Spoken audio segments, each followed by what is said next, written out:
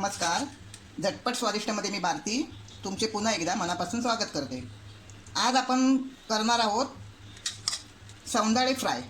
म्हणजे कुरकुरीत होत नाहीत हे एवढे पाहिजे तसे, कारण हा मांसालच असतो मासा, पण मी तरी पण कुरकुरीत करण्याचा प्रयत्न करणार आहे. तर हे आपल्याला सौंदाळे फ्राय आपल्याला करायचे आहेत. मी काय करते, ज्या वेळेला बाजारातून मासे आणते त्यावेळेला सगळ्यात अगोदर त्यांना मीठ लावून ठेवते 15-20 मिनटासाठी. कारण मीठ लावल्याने काय होतात, आपले मासे छान असे कडकडीत होतात. जर नरम कुठे असतील थोडेसे तर ते चांगले असे कडकडीत होतात. बघा किती फ्रेश आहेत, चमकत आहेत मासे. आणि 15-20 मिनटासाठी ठेवून देते. तर तसेच मी हे मासे 15-20 मिनटासाठी ठेवले होते आणि आता मी ते स्वच्छ असे धुवून घेतले आहेत. हे बघा, छानपैकी असे मी स्वच्छ धुवून घेतले आहेत. बघा, या माशामध्ये गाबोळी आहे, हे बघा.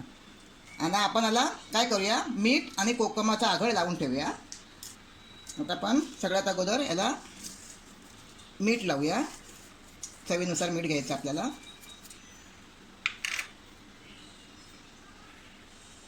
दोन चमचे आपल्याला कोकमाचा आगळ घ्यायचा आहे. कोकमाच्या आगळाने काय होतं, तुमच्याकडे जर कोकमाचा आगळ नसेल तर तुम्ही लिंबू लावू शकता. कोकमाच्या आगळाने काय होतं, जो माशाला थोडा उग्र वास असतो तो माशांचा निघून जातो. आता आपण यांना छान असे मिक्स करून घेऊया. हलक्या हाताने मिक्स करायचे ते, किंवा मग असे आपल्याला असे आपण हे मिक्स करून फक्त 5 मिनटासाठी ठेवायचे आहेत, जेणेकरून आपले मीठ आणि जे आगळ लावलं आहे ते त्या माशांना छानपैकी आतमध्येपर्यंत लागेल. आपण 5 मिनटं वाट बघूया. हे बघा, आता मी फक्त 5 मिनटंच ठेवलं होतं, पण 5 मिनटांनी बघा आपला मीठ आणि आगळ जो आपण टाकला होता कोकमाचा, त्याच्यामुळे हे पाणी सुटलं आहे माशांना. आता आपण हे पाणी गाळून टाकूया. हे बघा, यातलं मी आता सगळं पाणी काढून टाकलं आहे. आता आपण याच्यामध्ये 1 चमचा ही आलं, लसूण आणि कोथिंबीरची पेस्ट आहे, तर मी ही टाकणार आहे. काय होतं, आम्ही ज्या वेळेला गावी जातो कोकणात त्यावेळेला आम्ही आलं, लसूण आणि कोथिंबीरची पेस्टचा वापर करत नाही, डायरेक्टच आम्ही असं करतो. पण मुंबईच्या ठिकाणी जरा पोरांना चमचमीत खावंसं वाटतं, म्हणून मी थोडीशी वेगळी म्हणून आलं, लसूण आणि कोथिंबीरची पेस्ट टाकते. तुम्ही नाही टाकलात तरी त्या माशांची चव मात्र तीच राहणार आहे.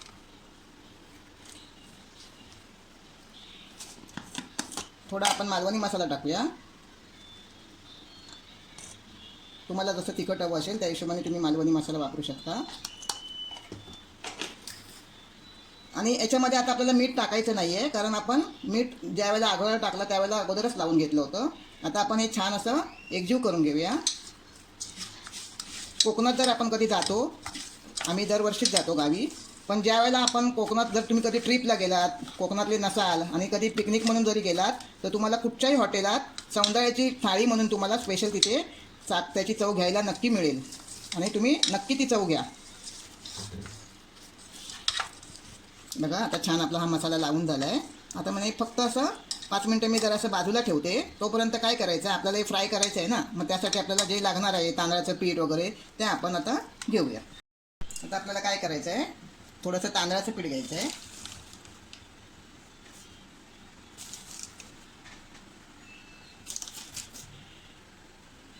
आणि थोडा रवा.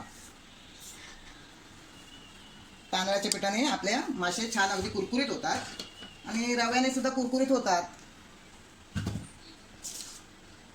आता आपण व्यवस्थित असं मिक्स करून घेऊया.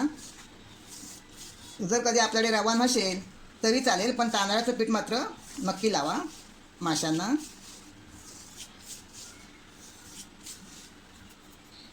आता आपण हे मासे याच्यामध्ये असे व्यवस्थित छान असे दाबून घ्यायचे, म्हणजे असे गोळवून घ्यायचे छान.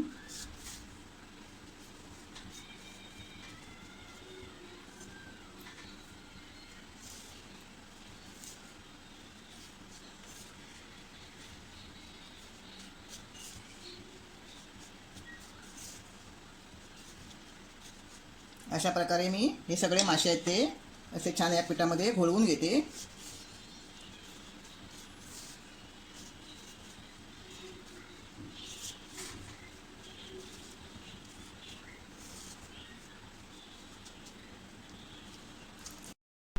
हे बघा, आता मी मासे छान असे घोळवून घेतले आहेत. आता आपण त्याला तव्यावरती शॅलो फ्राय करायचे आहेत. आता मी शॅलो फ्राय करून घेते. मी तवा तापत ठेवला आहे आणि तवा आपला छान तापला सुद्धा आहे. आता मी त्याच्यामध्ये थोडं तेल टाकते.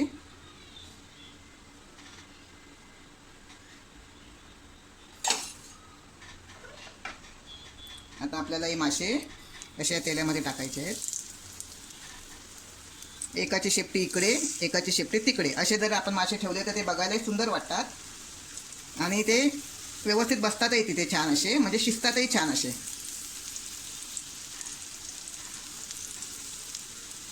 आता आपल्याला हे मासे कसे मध्यम गॅसवरच फ्राय करायचे आहेत, कारण मध्यम गॅसवर फ्राय केल्याने काय होतं, आतून मासा आपला छान असा शिजतो आणि छान असा कुरकुरीतही व्हायला मदत होते.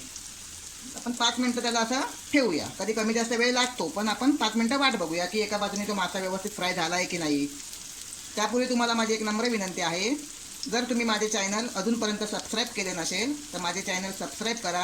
आणि तुम्हाला जर माझ्या रेसिपीज आवडत असतील तर तुम्ही त्या रेसिपी आपल्या मित्रमैत्रिणींना शेअर करा आणि मला त्याबद्दल माझ्या कमेंट बॉक्समध्ये कळवा.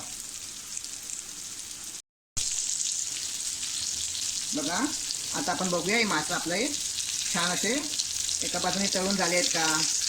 बघा कसा सुंदर कलर आला आहे. बघा, आपल्याला अशाच प्रकारे ते मासे छान असे एका बाजूने फ्राय करून घ्यायचे आहेत.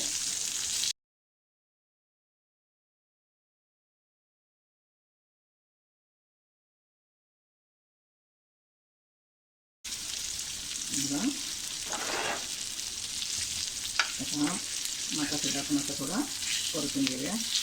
बघा, अतिशय सुंदर कलर आला आहे बघा. आणि असाच आपल्याला दुसऱ्या बाजूने सुद्धा हे मासे असे तळून घ्यायचे आहेत, खरपूस असे भाजून घ्यायचे आहेत. त्यात आपण थोडंसं तेल टाकूया. थोडंसं तेल टाकायचं आपल्याला, जास्त नाही आहे. समजा जास्त तेल असं थोडंसं आपल्याला वाटलं त्यावेळेला राहिलं आहे तर आपण त्याच्यामध्ये थोडा आपला भात परतून घ्यायचा, म्हणजे तोही भात खायला आपल्याला सुंदर लागेल. आणि हे मासे कोणतेही मासा तळताना असं याच्यावरती झाकण ठेवायचं नाही आहे. झाकण ठेवून मासे आपल्याला तळायचे नाही आहेत. यासाठी की झाकण ठेवल्यानंतर काय होतं, ते पाणी सुटतं आपल्या ताटलीला, जे काय वर आपण झाकण ठेवू त्याला, आणि मग त्या पाण्यामुळे आपले मासे नरम होतात, म्हणजे आपल्याला कुरकुरीत मासा खायला भेटणार नाही आहे. हे मात्र खास करून तुम्ही लक्षात ठेवा. आता आपण ही दुसरी बाजूसुद्धा 5 मिनटं अशी छान अशी भाजून घेऊया. चला तर आता आपण बघूया, आता आपले दुसऱ्या बाजूने सुद्धा हे मासे छान परतून झाले आहेत की नाही ते. हे बघा, छान असे खरपूस भाजून झाले आहेत आपले मासे, सुंदर वाटत आहेत बघायला. बघा, हे बघा.